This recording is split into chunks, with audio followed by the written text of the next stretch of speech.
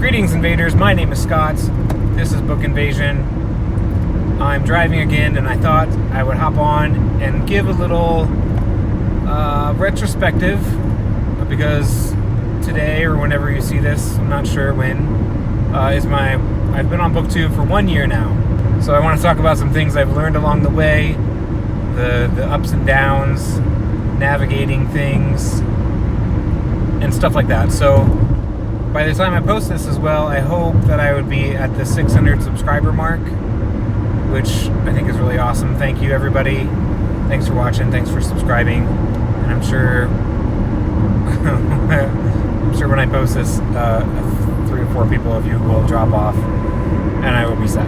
Anyway, so let's talk about some things that I've learned. And I think the first thing I've learned is not to be an asshole.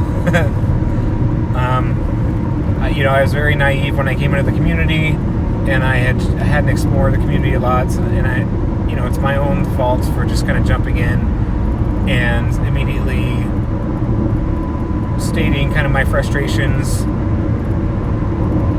as to why I created the channel, and at the time it was because I hadn't seen the content that I enjoyed. I hadn't seen people talk about any of the books that I enjoyed, and my assumption, which was also naive before coming here, is that Booktube was a place for literary discussions, deep dives into texts, and a lot more of the staple classic books, things like that.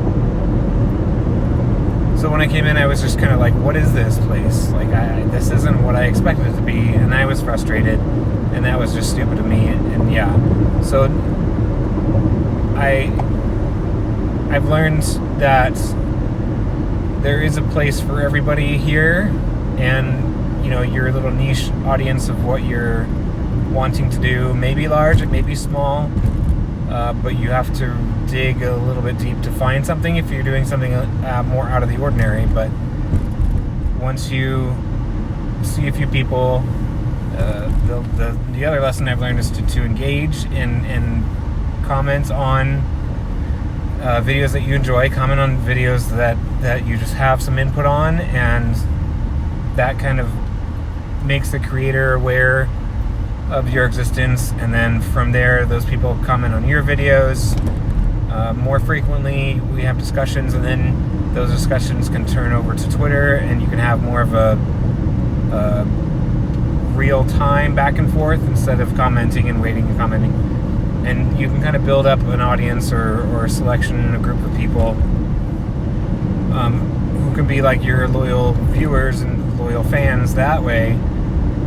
I think that's kind of where my growth had come from, is that I would see people talk about a book I had read, I would comment, hey, I read that book, it was great, so I would follow them on Twitter, subscribe to them, and then I would just do shout outs a lot of times on Follow Fridays on Twitter, and I would just shout out to any new booktubers I came across that week, or small or large, whoever. And I think that started kind of building a little bit of a following.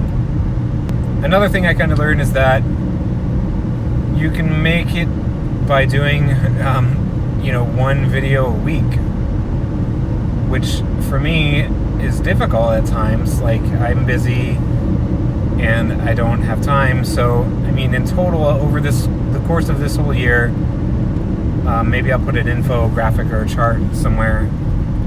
I've done maybe 55-ish videos throughout a year, so that's one a week, sometimes 2, which could be like the days I've vlogged a couple times a week or did an announcement or something like that. But from 55 videos over the course of a year, and I'm coming up to 600 subscribers, I think that's pretty good. There are people, posting more frequently can get you probably more views overall and more traffic and more visibility. But for those of people who are stressing about doing 2 or 3 videos a week,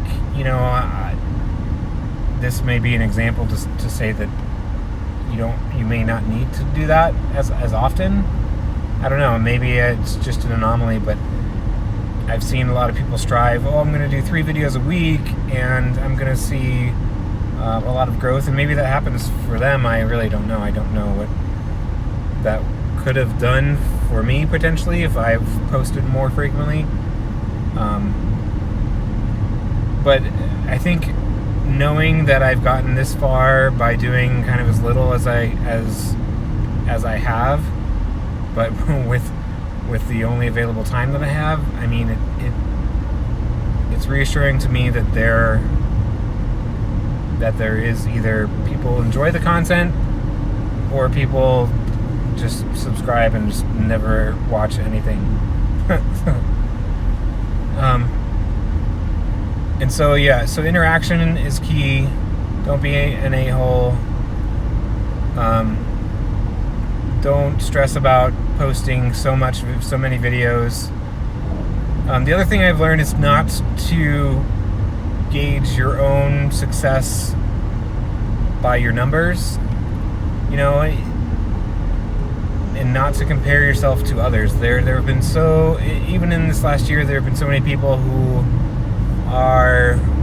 expressed frustrations either on Twitter, so on and so forth, is that I do these videos and I do this and I do that, and I don't see the growth that I want, or my numbers have been stagnant, so on and so forth. And you just can't fret over that. There's only been 2 times where I've seen a spike in my subscriber growth.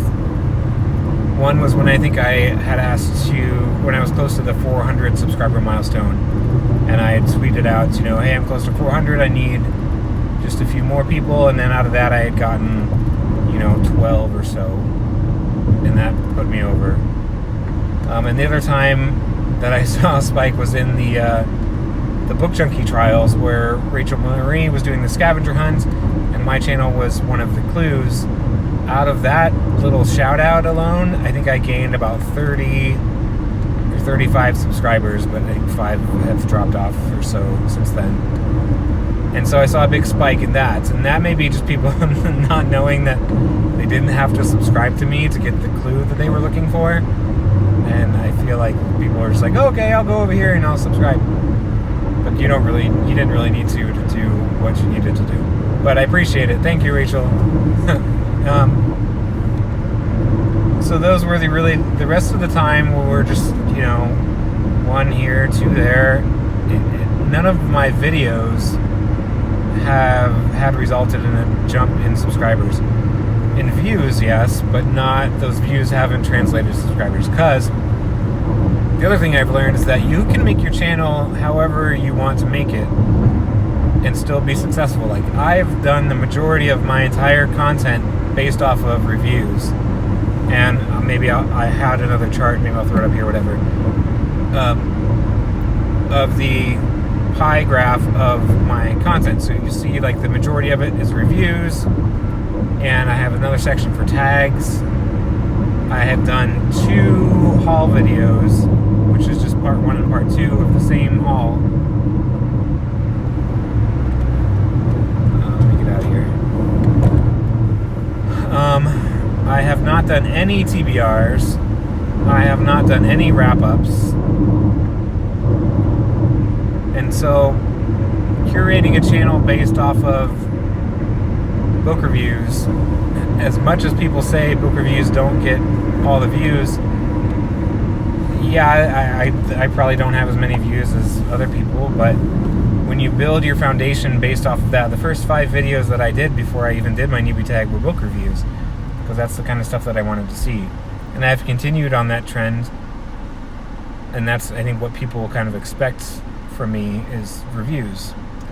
Like, maybe this next year I'll incorporate some wrap-ups. I don't think I'll do them monthly, though, because I don't read enough books. But that's something that you keep in mind when you're trying to decide what direction you want to go in. And you can build a channel just dissecting the books that you like and then throwing in a little sprinkle of something else here and there. Comparatively, I don't really have a comparison of someone who had started at the same time and had just done like hauls and TBRs and things like that. Maybe they would be more successful. I don't know. So finally, I would say just be yourself. Do what you want to do and make your channel based on that. If you ever feel like, oh God, I have to do, I have to do a video of X, and it's not something that you're looking forward to, then don't do it. Do something else. Your audience will come to you, I guess, more based on like your personality and things like that than they would the type of video that you're creating. And if you get out there and you start to comment on videos, you get into Twitter, avoiding the drama, however, but get into book Twitter and just do shout outs to people, boost other people's videos, boost other people's channels, shout out the things that you like. You'll kind of see that reciprocated from those people. Greet the Booktube newbie people that are coming in that you think you would enjoy. Go to their videos because they are new to the community and they would love to get some content creators saying hi, and then they probably likely subscribe to you, and then follow them on Twitter and boost them up a little bit. It's not that you're gonna fake it and just say everything you ever see is lovely and wonderful, but just find the stuff that you authentically enjoy, share it out, boost it up, comment, chat to people on Twitter, set up some Twitter groups, do some read-alongs. If you find people who are reading the same books as you, then get together with them and do a buddy read, do a live show about it, stuff like that. So those are just some things that I've learned. That was kind of a rambly little chat from me, but I want to thank everybody for a pretty successful year of Booktube. Thank you for getting me to 600 subscribers, which I think is awesome based on my content, because I don't do popular books. I don't cover all of the hot new releases. I get the obscure, crazy stuff that nobody has ever read, and I talk about it, which it surprises me, like truly, that I've gotten this far based on the content that I've been talking about. So I want to thank everybody for that as my final note. Thank you. Look forward to more of that good stuff from me. Thanks for watching. Thanks for being here. I appreciate it. Thanks for giving this goofy old guy a chance in this wonderful bookish community. And I will see you on our next little chat. Thanks for watching. Bye-bye.